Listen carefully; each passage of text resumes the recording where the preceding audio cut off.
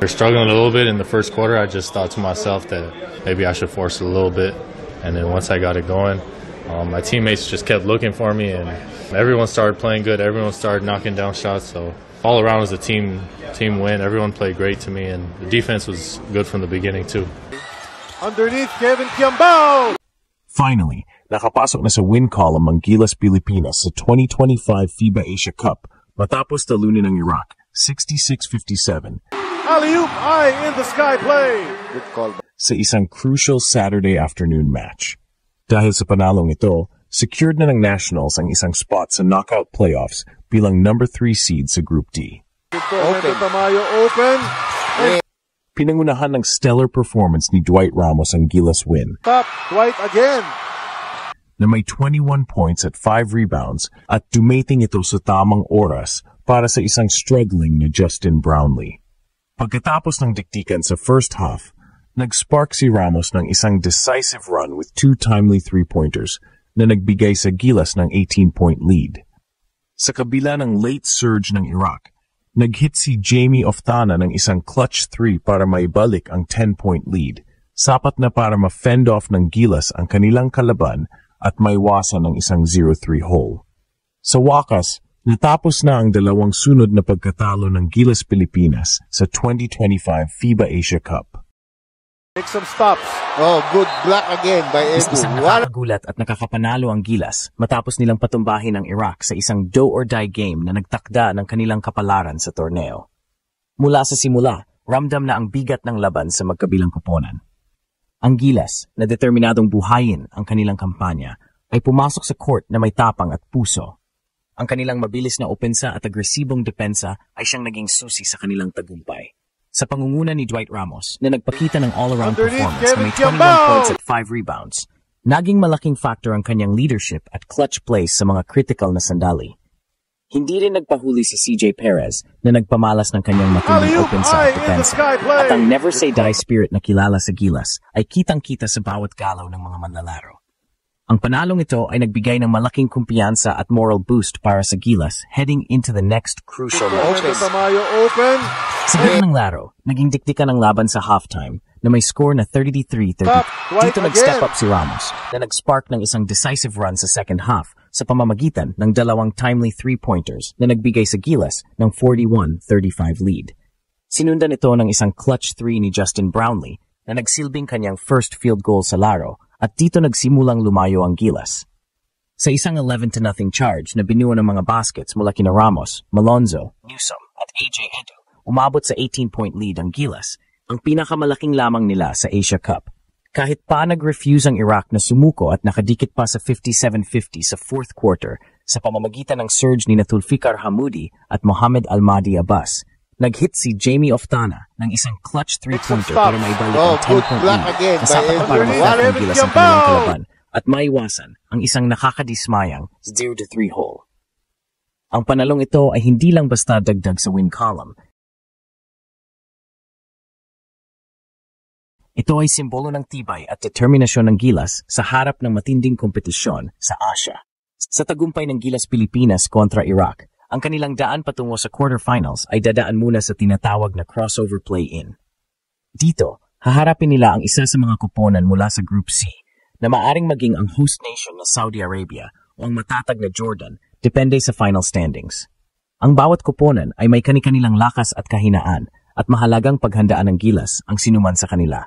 Kung makakaharap nila ang Saudi Arabia, ang hamon ay magiging doble. Hindi lang ang kanilang mga manlalaro ang kakaharapin ng Gilas, kundi pati na rin ang maingay at kigil na home crowd na tiyak na magbibigay ng dagdag na pressure sa mga Pilipino. Ang Saudi Arabia ay kilala sa kanilang pisikal na laro at agresibong depensa na tiyak na susubok sa tatag ng Gilas.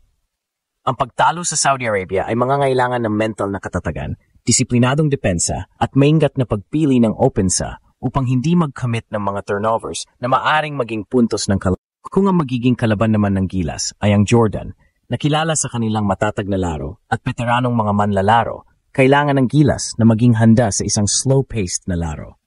Ang Jordan ay may mga players na may international experience at ang kanilang sistema ay mahirap basahin. Kailangan ni Coach Tim Cone na gumawa ng isang mahusay na game plan upang makontrol ang tempo ng laro at pigilan ang mga star players ng Jordan. Ang tagumpay sa crossover play-in ay magiging isang malaking testamento sa galing ng Gilas. Ang panalo dito ay magdadala sa kanila sa quarterfinals at magbibigay ng pagkakataong makalaban ang mga powerhouse teams sa Asia tulad ng defending champions na Australia. Ang bawat hakbang ng Gilas sa torneo ay nagpapakita ng kanilang determinasyon na makipagsabayan sa mga pinakamahusay na koponan. Ang panalong ito kontra Iraq ay hindi lang isang panalo sa laro, kundi isang panalo sa kanilang laban sa kanilang sarili na nagpapatunay kaya nilang manalo sa ilalim ng matinding pressure. Hindi matatapos ang kuwento ng tagumpay ng Gilas kontra Iraq kung hindi natin babanggitin ang galing at pamumuno ni Coach Tim Cone. Sa ilalim ng kanyang coaching, nagpakita ang Gilas ng isang mahusay at disiplinadong laro na naging susi sa kanilang panalo. Ang kanyang game plan ay naging epektibo at ang kanyang mga adjustments sa laro ay nagbigay ng kalamangan sa Gilas. Si Coach Cone ay nagpakita ng isang masterclass sa coaching na nagpatunay na siya ay isa sa pinakamahusay na coaches sa bansa. Bukod sa kanyang tactical brilliance, ang kanyang abilidad na magbigay ng kumpiyansa sa kanyang mga manlalaro ay mahalaga rin. Ipinakita ni Coach Cone na kaya niyang dalhin ang Gilas sa matataas na antas ng kompetisyon at ang panalong ito ay isang patunay na ang kanyang sistema ay epektibo. Ang tagumpay kontra Iraq ay hindi lang basta dagdag sa win column. Ito ay simbolo ng tibay at determinasyon ng Gilas sa harap ng matinding kompetisyon sa Asia. Ang panalo na ito ay nagpapatunay na ang Gilas ay may puso na lumaban at hindi sila basta-basta susuko. Ang bawat manlalaro ay nagpakita ng kanilang galing at sakripisyo na nagbigay ng inspirasyon sa mga Pilipino na patuloy na sumusuporta sa kanila. Ang Gilas ay hindi lang naglalaro para sa kanilang sarili, kundi para sa buong bansa. Ang kanilang laban ay laban ng bawat Pilipino na nangangarap na makita ang kanilang bansa na magtagumpay sa mundo ng basketball. Ang panalong ito ay nagbigay ng panibagong pag-asa at kumpiyansa sa mga fans na ngayon ay mas excited na sa mga susunod na laban ng Gilas. Ang kanilang journey sa FIBA Asia Cup ay malayo pa sa katapusan at ang panalong ito ay nagsilbing isang mahalagang hakbang patungo sa kanilang pangarap na makamit ang korona ng Asia. Hindi lang isang simpleng panalo ang naitala ng Gilas Pilipinas kontra Iraq. Ito ay isang statement. Matapos ang dalawang sunod na pagkatalo, ipinakita ng koponan ang kanilang tibay at puso sa gitna ng matinding sa pangunguna ni Dwight Ramos at sa suporta ng buong team, nabuhayan ng loob ang Gilas at nasecure ang isang mahalagang playoff spot. Ang tagumpay na ito ay hindi lang basta-basta. Ito ay patunay sa galing at husay ni Coach Tim Cone na nag-orchestrate ng isang masterclass sa coaching at sa determinasyon ng bawat manlalaro na lumaban hanggang sa huli. Ngunit ang journey ng Gilas sa FIBA Asia Cup ay malayo pa sa katapusan. Ang panalong ito ay nagsilbing isang mahalagang hakbang patungo sa kanilang pangarap na magtagumpay sa Asia.